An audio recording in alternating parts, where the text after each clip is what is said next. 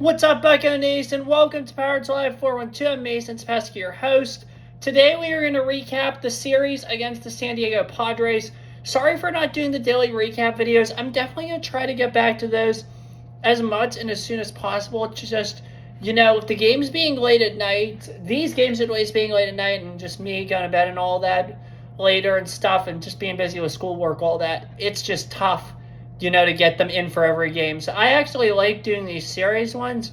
We will try to do the individual game ones, though, as much as possible moving forward, especially when the team does indeed, come back home. So there's that. But anyway, now let's get into this here. Pirates beating the Padres 3-2 on Monday. The scoring started in the 6th. It was nothing till the 6th inning. But in the 6th, the Buccos finally broke through as Marilyn Valdez homers to center field, makes it 1-0. Then in the top of the 6th, Rafael Flores Jr. doubles to center, scoring Brian Reynolds. It is now 2-0 Pirates. Bottom of the 6th inning, the Padres respond well as Freddie Fermin scores on a balk. This makes it 2-1, so the lead gets cut little by little. There's that. Bottom of the 8th then, Jake Cronenworth singles to center field, scoring, what's his name? Drew, I think it's Andrew. Or Dustin Harris scores. Now the game is tied at 2 apiece. This one was loud Monday night. I did stay up a little bit to watch this one. Nick Gonzalez scored on a single to center, or Nick Gonzalez singles to center field. This scored Triolo. It made it 3-2. So we went for the 9th, the 10th, and the 11th with no runs. Luckily, Gonzalez's single did get a run across the disc, and this is what made it 3-2. The Pirates eventually would hold on to take this one by that score, improving to 64-69, 30-37 away from Pittsburgh. Padres fall to 71-61, 40-27 in Petco Park. Kirby Yates earned the win for this one, which is nice. The second of the year, improving to 2-5. Let me get this Padres pitcher's name. Jeremiah Estrada took the loss, falling to 2-3.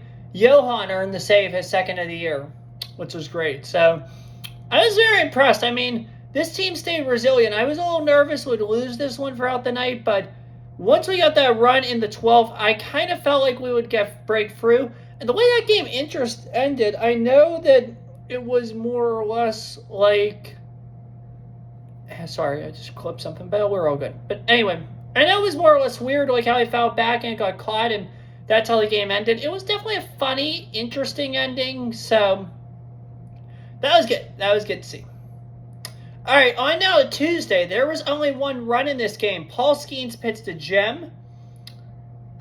He pitched great. Pitched through 6 innings, 87 pitches. His lower ERA drops to 3.79. Didn't use the bullpen a whole lot either. It was 0-0 until the 9th. O'Neal Cruz then came through, homering to right field, bringing himself across the disc. That was the only run of the game. Pirates took this one 1-0, proving 65-69, 31-37 away from PNC. Padres dropped to 71-62, 40-28 at Petco. Soto actually earned the win because he was the pitcher in at the time. 6-4 is his new record. Mason Miller surprisingly took the loss, falling to 4-2 on the season. Mason Montgomery gets the win. Mason Montgomery gets the save. His 6th of the season. I've always been concerned about these low-scoring games, the ones like where it's 1-0, because I didn't think we were optimized for them. This game proved me wrong. I didn't feel like we were optimized, and that's the reality. However, the fact that we pitched so well and that Don Kelly managed a beautiful game with the bullpen proves we can win those games, and that's key. We don't need to break out the score. This one run was plenty. Last week against the Tigers on Tuesday night with Ashcrafton, 2 runs was plenty. And that's a good place to be. That's a place where you really really, really want to beat. Because that shows you can win all kind of games. So my biggest takeaway from this is the fact that we were able to win this game 1-0, and that's huge. That is huge. Wednesday, we went for the sweep against the Padres. Unfortunately, it did not work out. Pirates fell in this one 3-0. 2 shutouts in this series. Not a lot of runs at all. The run started early for San Diego off of Bubba Chandler. Luis Rengifo single to right field. This scored Jackson Merrill to make it 1-0 Padres. Then, in the bottom of the fourth, Mr. Merrill triples to right field, scoring Manny Machado, 2-0 San Diego. And then in the bottom of the eighth, Jake Cronenworth doubles center field, scoring Freddie Fermin. He had a really, really crazy nice play in this game as well on defense. I think it was against Jake Mangum, if I'm being honest with you guys. I don't know for certain, but I'm almost positive it was against Mangum. So there's that, but Padres scored 3 runs in this one, and that was enough to get them to win 3-0. They improved 72-62, 41-28 in San Diego. We dropped 65-70, 31-38 away from PNC Park. Randy Vasquez earns the win for San Diego. He is now 10-6. Bubba Chandler took the loss, 6-9. Somebody, I want to get this right. Bradley Rodriguez earns the save, his second of the season. Overall, I'm very happy with how this series went. I thought we played good. I do. We went into a ballpark, I'd say it's a rather hostile ballpark. I mean, that crowd was loud. That crowd got into the games, especially on Monday night. And we took 2 out of 3 there. And we split the season series with San Diego. Like, that's a big deal. And I'm impressed by that. I genuinely am. However, if you want to, I hate to say it, but we probably could have swept this series. I mean, there's really not much to complain about. It was a good series. I'd give them an A for this series. I really would.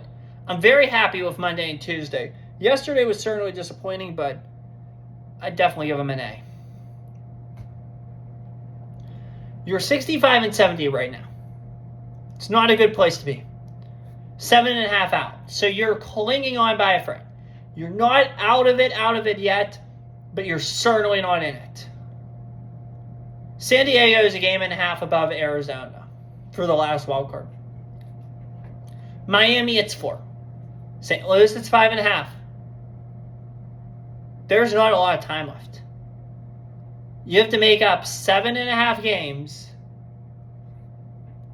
and you only have like 27 to go. That is a near impossible mountain to climb. You're asking for a miracle. You're going to need a miracle. San Diego will most likely end up with 85-86 wins. Arizona, 84. You have to go 19-8. It's not impossible considering the schedule. However, I would not bet on it. I mean, if we sweep yesterday, I think the picture comes clear. Because then you have a lot of momentum going into St. Louis. And the way they're playing right now, you possibly could sweep them. And then you come home for San Francisco and the Angels.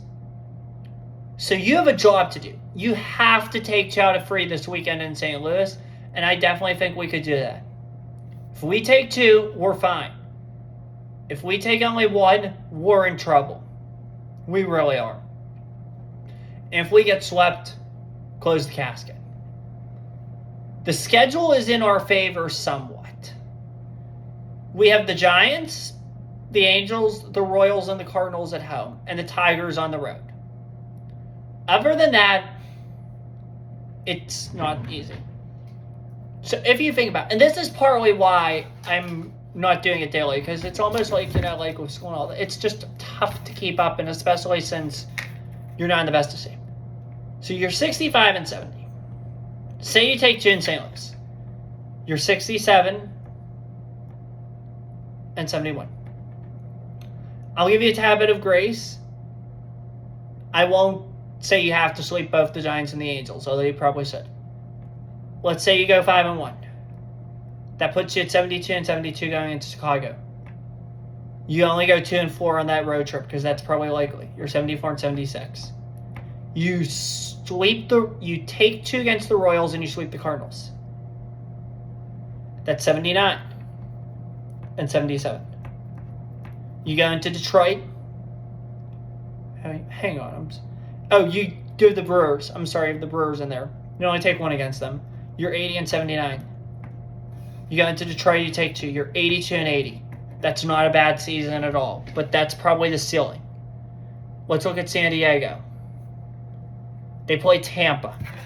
San Diego is 72 and 62 right now, and that's who you're catching. They play Tampa. Say they lose 2 there. That puts you at 73 and 64. The Reds. Say they take 2 there, because they probably will. You're 75 and 65. Yankees. Say the Yankees pull off a sweep. 75 and 68. Nats. We'll give them the benefit of the doubt there. They'll sweep the Nats. 78 and 68. Giants. Say you take 2. The Padres could take 2 there. 80 and 69. Rockies. They play them 4 times. San Diego will probably win 3 of those. I'm saying 83 and 70. Marlins. They might win 1 there. 84 and 72. Dodgers. You get swept by the Dodgers. You're 84 and 75. 84 and 78 is the worst case, I'd say, for the Padres right now. I have us in a best case at 82 and 80. Guys, it's not looking pretty. I know we all know that, but I'm just telling the truth. A for this series, F for postseason chances.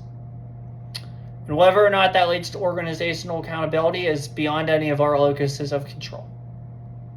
But here's the thing. I'm not going away these next 27 games. We will still be here. We will still talk about every game, pre and post. It might just be a little different. But there's 31 more days. Just enjoy Pirates baseball while we can. Because it might not happen again until 2028. I hate to say it, but it could happen. That's all I have for you guys tonight. I hope you enjoyed this 13-minute video. See you guys with the Cardinals series coming up here. In the meantime, though, have a good one. Take care, stay safe, and as always, peace and God bless. See you all soon.